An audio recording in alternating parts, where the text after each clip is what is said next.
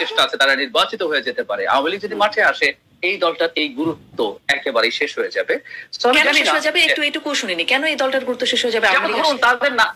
তাদের হিসাবটা এরকম, আমি জানি, আমি নিশ্চিত নই। অনেকে অনেক সার্ভের কথা দিয়ে দেখাচ্ছে তাদের বিএনপির সাথে নেক টু নেক আছে, এবং যদি আওয়ামী লীগ না থাকে আওয়ামী লীগের অনেকে তাকে ভোট দেওয়ার সম্ভাবনা আছে, এইসব আলাপ আছে। কিন্তু আমার বিবেচনা জামাতের ভোট এখনো আওয়ামী লীগের সেটা অনেক কম, আওয়ামী লীগের ভোট অ্যাটলিস্ট 20% আছে বলে আমি মনে করি। তো যদি সেটা হয়ে থাকে তখন আসলে বিএনপির সাথে নির্বাচন নিয়ে যাবতীয় আলাপের কেন্দ্রে চলে আসবে আওয়ামী লীগ, ফাইট হবে বিএনপি আওয়ামী লীগের মধ্যে আবারও। জামাতে যে এখন খেয়াল করবেন গত কয়েক মাসে আমরা জামাত নিয়ে কথা বলতে বলতে তাদের পিআর তাদের সমাবেশ করছে জামাতি আলোচনার বিষয়। আমি বাংলাদেশে কতগুলো টকশো গত 1-1.5 মাসে করেছে আমি জানি না, যেখানে মূল বিষয় জামাত।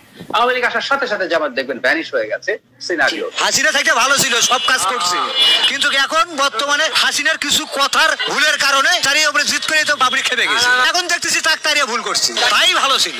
হাসিনার শেখ হাসিনা তারিয়ে আরো খারাপ হয়েছে, আরো তারিয়ে দিয়ে আগেই ভালো ছিল। অবশ্যই যা দেখতেছি তাতে আওয়ামী সরকারই ভালো। অসুখ সেই দুর্নীতিবাজ হয়ে যায়, বাংলা কথা যেটা। আগের সরকার এটা খায় গেছে 1500-1200 টাকা কেজি, এখন 2700 টাকা কেজি। What is this? এগুলা কি ভাই? আপনিও সাধারণ মানুষ, আমরাও সাধারণ, বাজার করে খেতে হয় সবাই। ওই যারা মন্ত্রী মিনিস্টার তারা তো আর বাজার করে খায় না।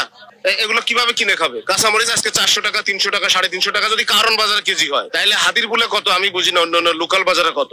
সবকিছুর দাম বাড়ছে। বিকজ অফ কি? এটা কি বিকজ অফ রেইন? এই 3-4 দিন বৃষ্টি হচ্ছে এটার কারণে নাকি? ইলিশ মাছ 2700 টাকা কেজি। তার মানে কি এই যারা স্টুডেন্ট, এই যে পিচ্ছি পিচ্ছি বলা, মানে এরাও কি টেন্ডার বা এরাও কি সিস্টেম বাস? এরাও কি ওই যে ওরা কি বলে পার্সেন্টেজ বাস?